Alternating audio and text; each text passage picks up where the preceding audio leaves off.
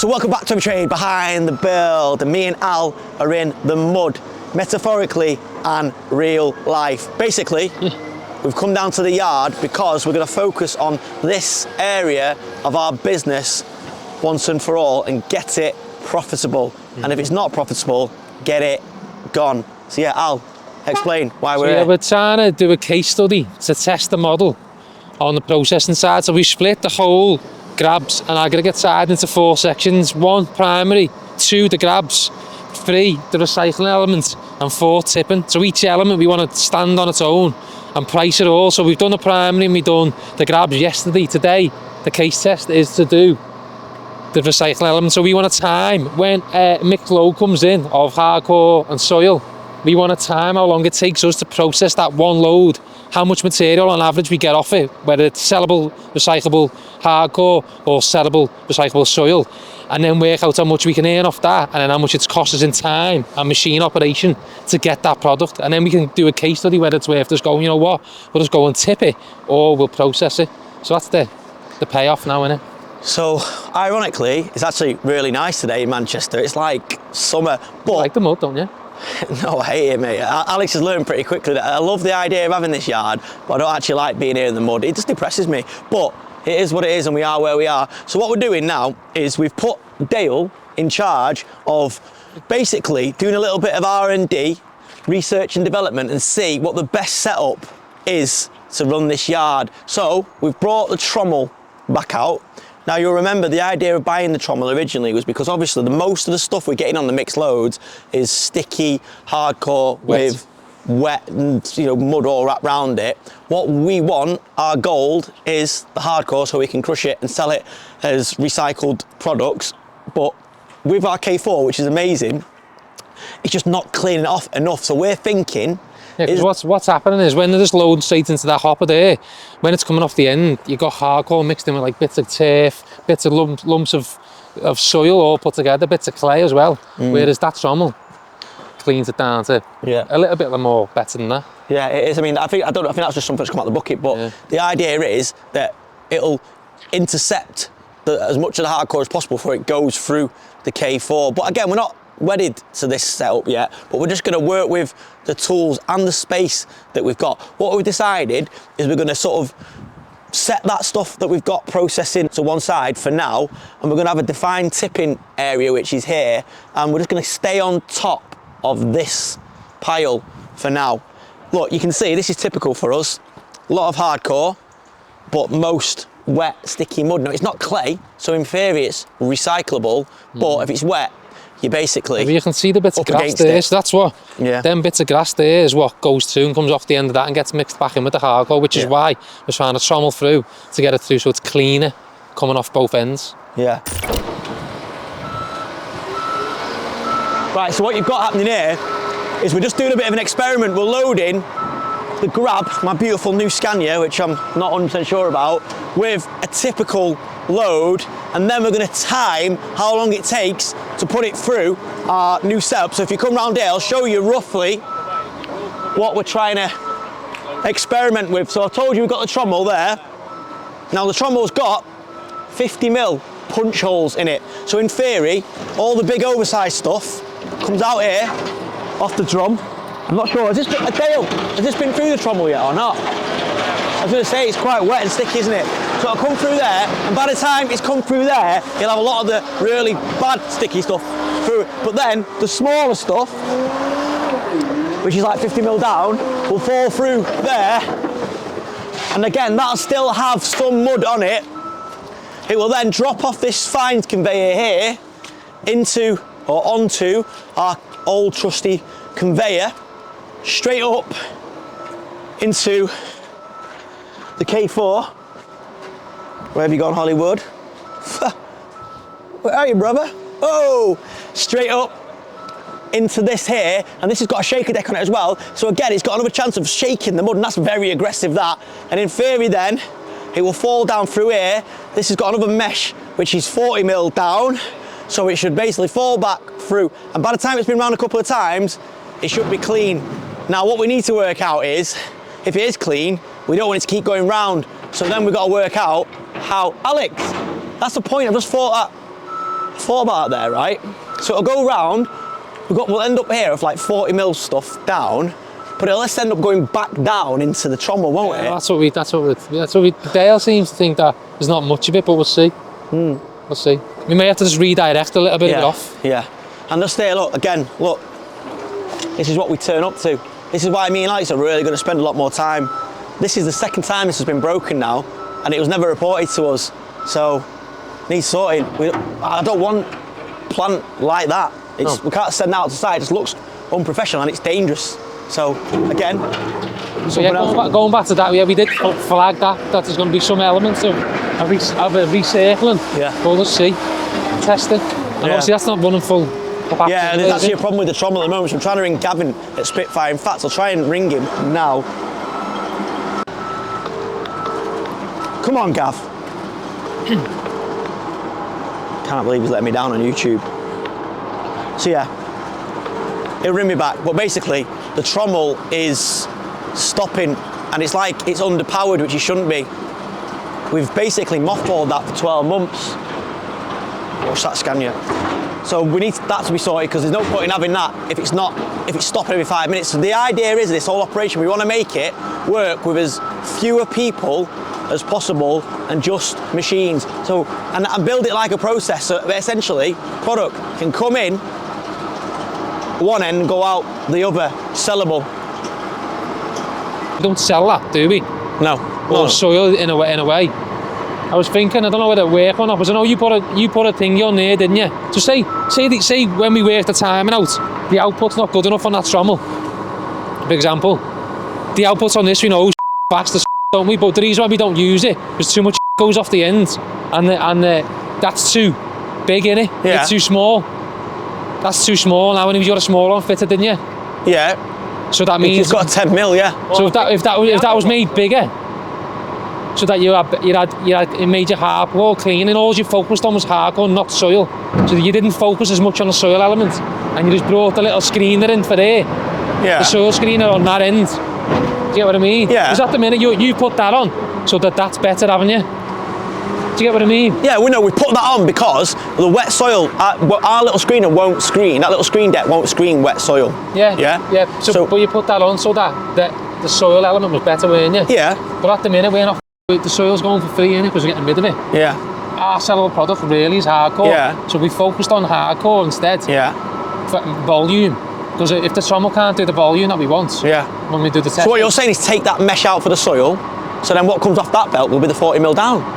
That'd work, wouldn't it? Right, so we're just going to keep this experiment going now. We've nearly loaded the Scania. We should be timing this, actually. We should be timing everything, and then we'll get a time for every bit of the process. Then we can go away and design the whole process. So at the moment, we're just working with the kit and the people that we've got, and just trying it in a few different configurations. What me and Al have decided is that we don't want to go away and buy another piece of kit and another piece of kit. We want to try and see if what we've got, all the bits that we thought we needed, and we can put them in a certain order, change the order, and see if we can make it work, see if we can actually make money from this process. Because it might be that we just run the grabs into an external tip. We're not scared to do a U-turn.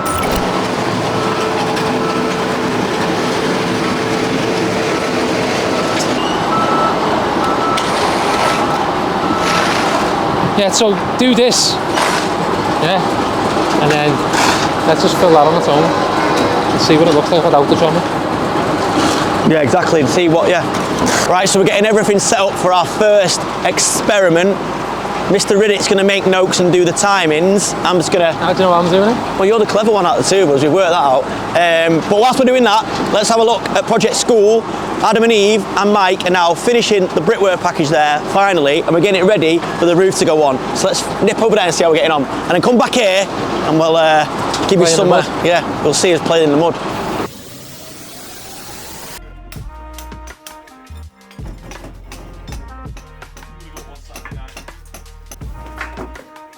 So it's demo day over on Project School. Adam and Eve are actually nearly finished here now. As you can see up close, that steel was a monster, and you can understand why we had to bring the crane in.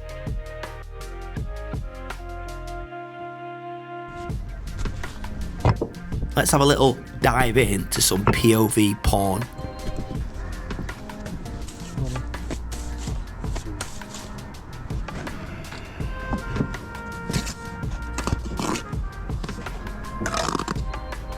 Should be enough there, Adam. Okay, mate. 3 more. Sometimes wonder, do Adam and Eve actually see each other outside of work? I think actually they are school friends or even best mates, but I love the fact they come to work, get the job done and go home. What a team.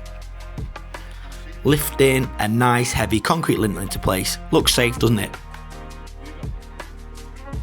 What do we have here, Adam? He didn't bust his hand open. Yeah, we'll just blame it on Mike. Just need something to wipe it down with. You know what, close up. You should have some wipe in there. There you go. Is that the plasters? That's the plasters, yeah. Yeah, there you go. Right there. Ah, right, yeah. So we all banded up now. Ian's been looking after me. First aid, Ian. Does everything, Ian, doesn't he? Does. He helps us out. Yeah, mate. Cheers, Paul. All right, guys. Back to work now. So as I said, this is the last week on site for Adam and Eve, and it's over to our joinery team to get the ceiling timbers in and get that roof on. We need to get this job smashed. Back to the mud.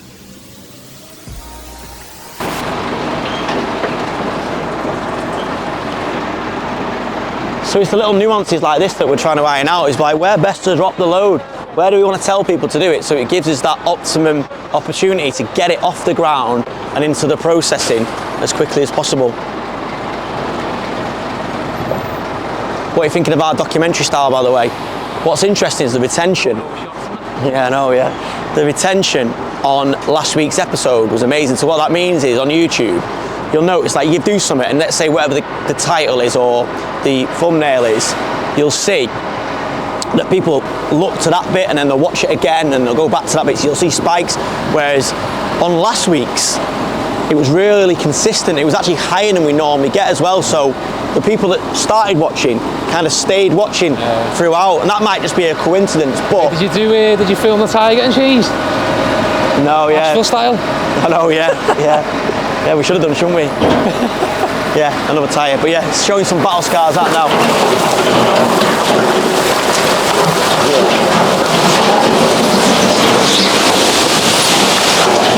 Is that like a mixed load? That was a bit hardcore, he done. Yeah, I mean, it's probably a bit more hardcore than we'd expect, really, but it is a mixed load. I mean, but it's actually good for what we're doing here now. Yeah, we'll see how it deals with the hardcore. But I'd say that's quite a typical load in that it's got a lot of wet stuff in it. Yeah, especially this time of year, isn't it? Another thing as well, we're going to have to reach out to Mr. 𝗕𝗨𝗚𝗟𝗗. We haven't got the auto tailgate on the Scania. So once the guys are on the tip, we'd have to get out now, shut it, close it. Whereas on the Mercedes, and I think on most these days, it's an auto tailgate, but that's on the list. But we're just going to work all this bit and all this whole play out before we spend any more money on this yard other than essential maintenance. So last week on Friday, I went to Lindsay's funeral, and you know what? It was so, it's hard to say, I don't know what the right words are, but it was beautiful. It was obviously heartbreaking. The boys were there, a dad, a mum, a sister. Obviously I know the family really well. And I don't cry. I never get upset about anything. I've been to a few funerals, not got upset. But that was the first funeral I literally cried my eyes out at. And I think it's because it's a young person. Just the waste of someone's life. Lindsay was so creative, she was an amazing mum, and it was just so sad, and it made me think, well, it sounds so obvious, but you just got to live your life to the full and not stress about the little things. Like, we live in a world where it's chaotic at the moment, there's all sorts going on. We're going to get absolutely smashed in the budget. We're going to, you know, there's wars going on. And again, I'm not the right man to pass comment on that, but even like in my own life, I get stressed out by when I can't find my car keys or we're late for taking the kids to school, and I think, what is the point? And then I heard a dad speak and I really resonated with that. A dad burying his daughter. It just shouldn't happen. So yeah, message is, don't sweat the little things, just enjoy your life. Lindsay got 4 months. 4 months. Thanks so much to you guys that donated, quite a few of you did. I tell you, Joe Carr, Stellar Scaffold, he donated, legend, thanks Joe.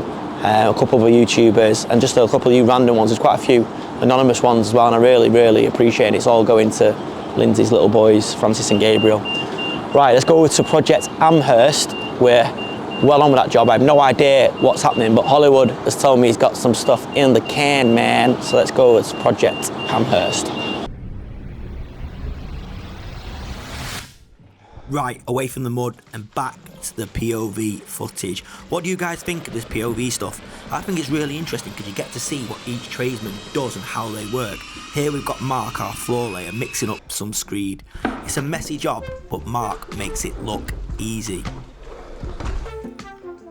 Essentially, he mixes the screed and lets it level over the floor and then trowels it in to get a nice flow. He then uses a spiked roller to get any air pockets out of it. Essentially, he's just giving himself a nice level floor to work with for when he fits the LVT.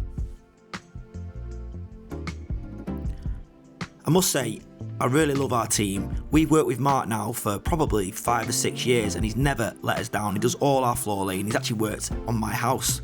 And I ask him sometimes, do you like your job being on your hands and knees all day, lifting heavy carpets, moving furniture? And he says, you know what? He absolutely loves it. So this one's ready for the LVT, which will be going in next week.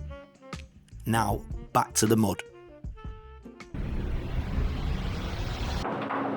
Right, go, start. Right, so we started now. Bill, we're going to time how long it takes to process this pile here. This is 15 tons that was weighed off on the grab. So we know that is a typical grab load. We're going to do it. If it's wet, it's going to be heavier. Well, that is a typical load. And we're going to basically observe the quality of what's coming off and also the time it takes to process it. Alex has started his timer. But yeah, if you had the smaller punch holes, in theory, the smaller hardcore would come off that fine belt. As well, yeah. Yeah, that's alright, you can push that, no problem. Yeah, yeah. Need something there to deflect it off there a little bit.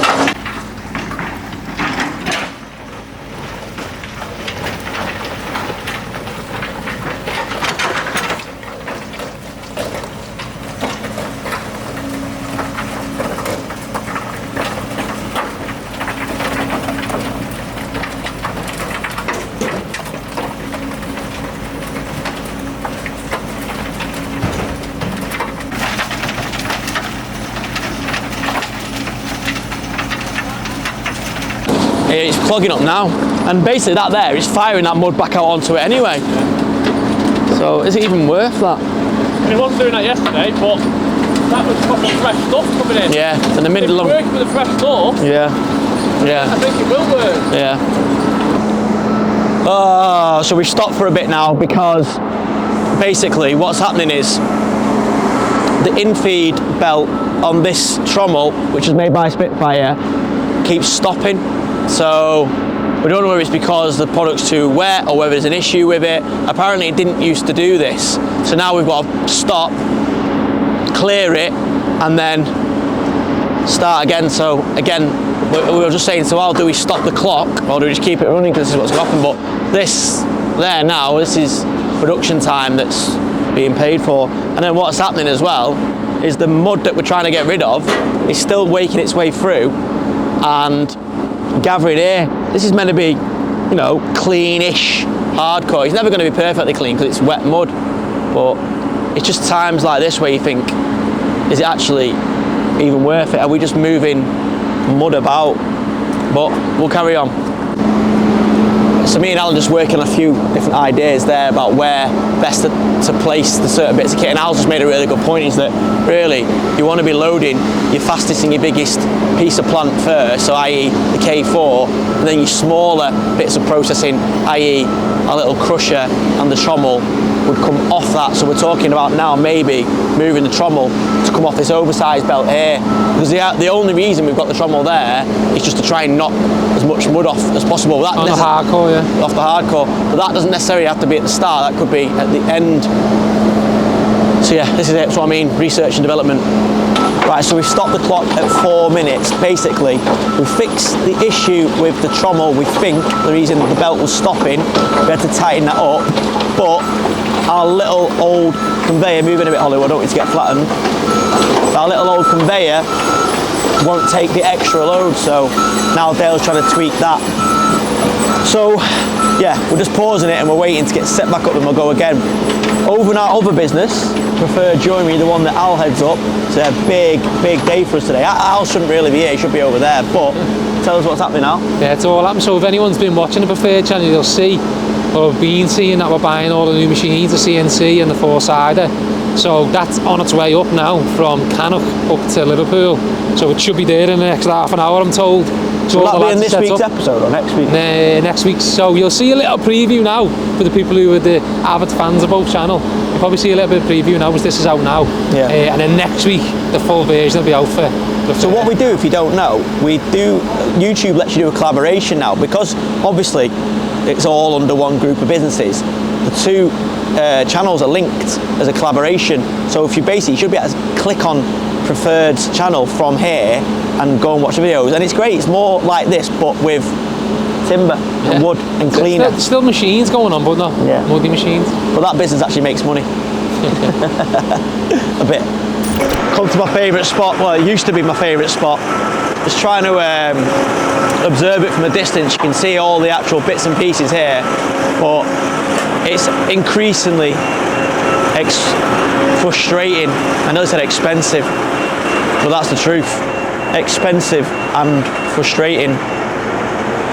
But we're so entrenched in this now, we just need to carry on and work out a way to make it work. But yeah, frustrating, man. Right, need a little bit of respite. It is hard not to have your morale dip in this yard. It's muddy, it's wet. Some people love it, don't get me wrong, but I've got to remember the reason we did it. Turn 180 Hollywood. Look, these bad boys here. Trucks, yeah? I like trucks. I like shiny, newer trucks. I like trucks that don't break. I'm going to put that in there today. That's soil that we've screened, it's drying. But if we can process our own mud then, and our own waste, great. You know, we own that bit. That's what I've always tried to do, is own the process. Did it with construction, did it with everything. Come up here, we'll go have a look at what the boys are doing up here. But I just thought, if we own that, then that makes sense. And it does on paper, financially. If we can process, get the hardcore out, sell it, which we're doing. We are selling the crushed aggregate, no problem. But it's the soil. And the minute it gets wet, it becomes even harder because the soil sticks to the hardcore. We've got this area up here that we've got these storage containers that we store just plant and bits of, I won't even say plant actually, it's more like trestles and planks and barriers and stuff. And then we've got this stuff here where it's stuff I've accumulated over the years that I'm just going to take a view on. It's like pallets of brick and stuff that it's not worth keeping. It's like, if it's engineering brick or common brick, then it makes sense to keep it because we'll use it all the time. But stuff like that, face brick that's got a bit of an edge to it, we might use it once or twice. It's not even a full pallet, so that's going to get crushed. At least have some clean hardcore that way. But yeah, I've set the boys up to go through all these. Oh yeah, I've got a brick pallet grab attachment there for one of the cranes if anybody wants to buy it. We don't use it. So here's one, right? This is why I get depressed.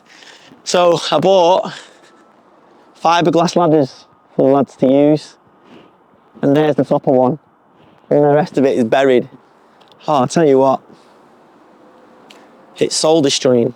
It really is. I'm not being depressing, I'm just telling you how I feel on this day. I've been feeling like that a bit recently. I just think, is it worth it?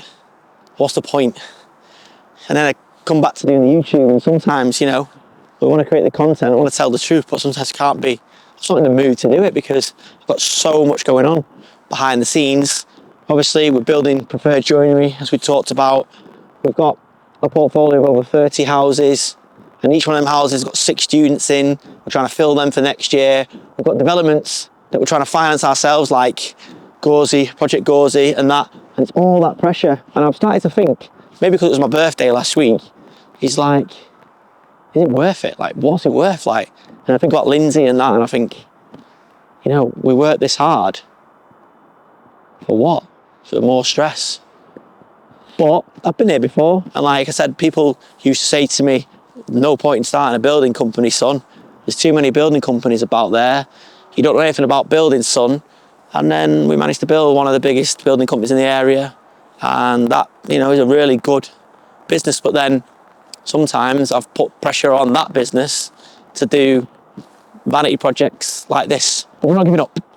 And I believe in me, and I believe in Alex, and together we are a pretty good partnership.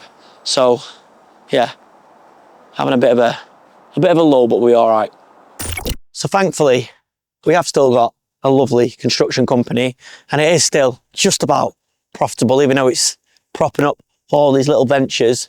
And on Project Heaton, which is a basement conversion, you saw us last week just trying to get some concrete in, Bizzle and the boys have started the works to now get that watertight, tank it out. And again, this should be an interesting project, because I don't think we've done a basement conversion on the channel yet. So let's go over to Project Heaton and see how we're getting on that project there.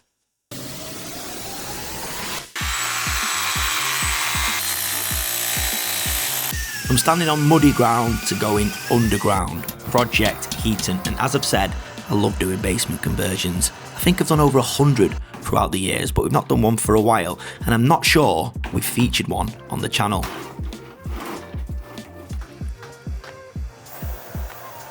What I love is the concept of turning a wet, damp, cold, dingy underground space into a usable room.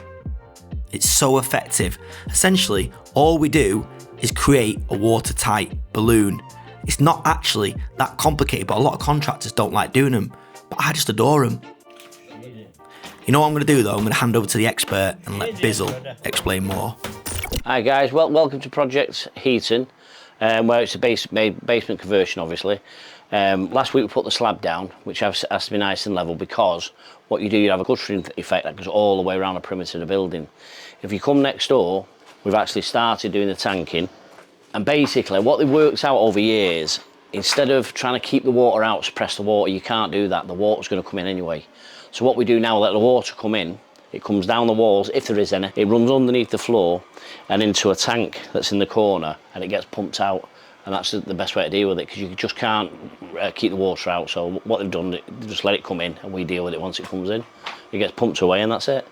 But what you do, you tank the walls down to the floor first. You have guttering effect that goes all the way around the edges. Then you have insulation on the floor, another tanking system on top of that, and then we screed the floor, and then it's bulletproof. You're like living in a rubber bag. Job done. Stop now.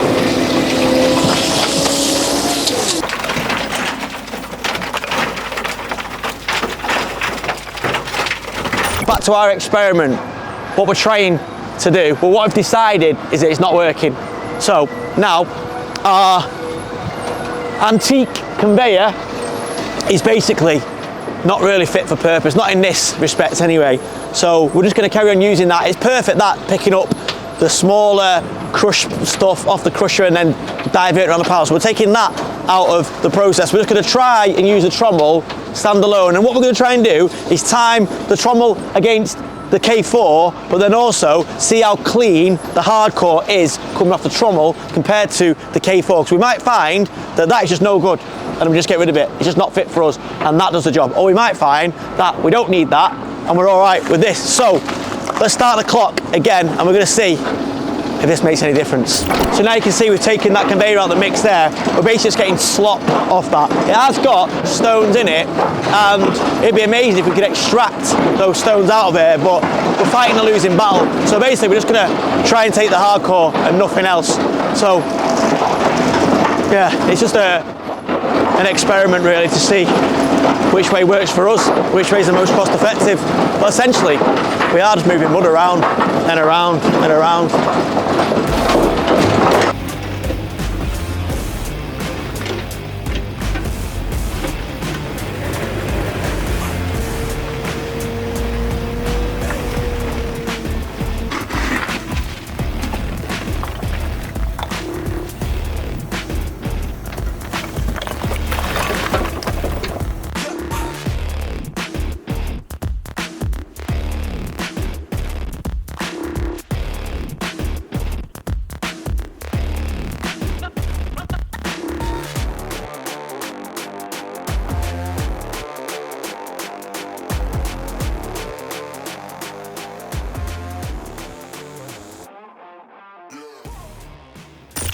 You'll see now the positions change, so we're now just testing with the same material on the same day, so it's all fair. Putting it through this rather than going through the trommel to see what the quality is like off the end, because we need the volume for this yard to work for us. We need the volume to be higher, and the trommel, even though it does a good job, we just don't think the volume's there because you have to keep getting off, unlodging a few things. Whereas that 𝗕𝗨𝗃 K4 just pumps it out. So we're going to now check that this material coming out the end is good enough to crush, even though it's got a little bit of slop still in it. By looking at it now, it's not as clean as the trommel, but we need to try and make that assessment to see whether or not it's financially viable for us to run it this way and have a little bit of the mud, if you like, inside the recycled mixed in. Just made a little pad there where it was pooling into the, so that's like the nice clean soil coming off, and there's not much of it. He made a little pad there but it was just going into the puddle before. It's been raining bad yesterday. So the other option as well, what we discussed is looking at that there, it is sloppy still coming through, is we just put the trommel this end, so there's less product going into it like we discussed earlier, and have the trommel at the end. So feed this through first, then trommel that to try and clean it down, because that is still not clean enough really. Look, you can see it now coming through the slop of that. Like, you've got nice bricks coming through, but still, for that there, big dirty root coming through as well. So I think it would work doing it that way, because the lads in the past have done it whereby they've had the crusher on the end here, but the crusher, our crusher's too small, it can't handle it. So that's when the crusher jams up, so it stops whole production again, because this is fast. So maybe the trommel does go there, and then we clean it off again. But then we've got two piles of stuff that's really not great, which is that you can see there, it's very, very wet. You'll have a pile coming off the back of the trommel which is wet, and you could screen it with the smaller screener, but it's just too wet. So we're deciding now that we just pile it up and wait for a better day, probably next year, and then you process all that. And to begin with, all we do is extract the value, which is the hardcore, crush that, sell that, and then a little bit of good soil we get, put that in the tent, and then keep piling up the other stuff that's not processable just yet.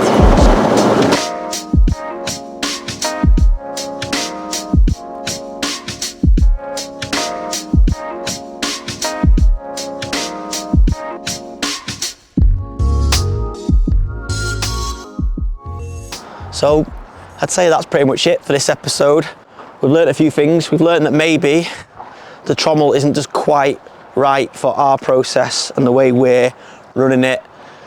We've learned definitely that the weather, I already knew this anyway, is a huge, huge factor in processing. We're not going to give up though. We're just going to carry on and find the way that works for us. I'm determined to build this division of our business. This probably makes up less than 10% of our turnover and our sales, but we've probably invested the most amount of money into it. There's probably money in there now where we could just cut our losses, but I've never just cut my losses unless I know for a fact that something just will never work. There'll be guys out there who've been doing it loads longer than me, people like 𝗕𝗨𝗃 and other guys that are operators, and just they'll know and they'll give us advice and they'll tell us, look, you probably are sort of chasing your tail a little bit. But let me know if you've got constructive advice or good ideas. People like Dick always stay positive, always put sort of encouraging words, but with realism as well. But yeah, we're going to make it work one way or the other. And now Alex and I collaborate on this. His analytical brain, my sales side and my logistics. I think one way or the other we'll find a way of doing it. Thanks for watching. Different type episode this one. We've been based down here, again more documentary style. If you like what you're seeing and you're not subscribed, please just click the subscribe button, because it's the only way that YouTube knows that we're trying to make good content. Same with the like and same with hyping. Remember to swipe and hype, like it. Anyway, have a great week guys. Relax. Remember the reason we do it. More than ever, I believe that now. Spend time with your family, your friends, and you know what? Just look after yourself. We'll be back next week. More every trade chaos. Who knows where we'll end up and what we'll do. I'm going back to the mud. See you next week, guys.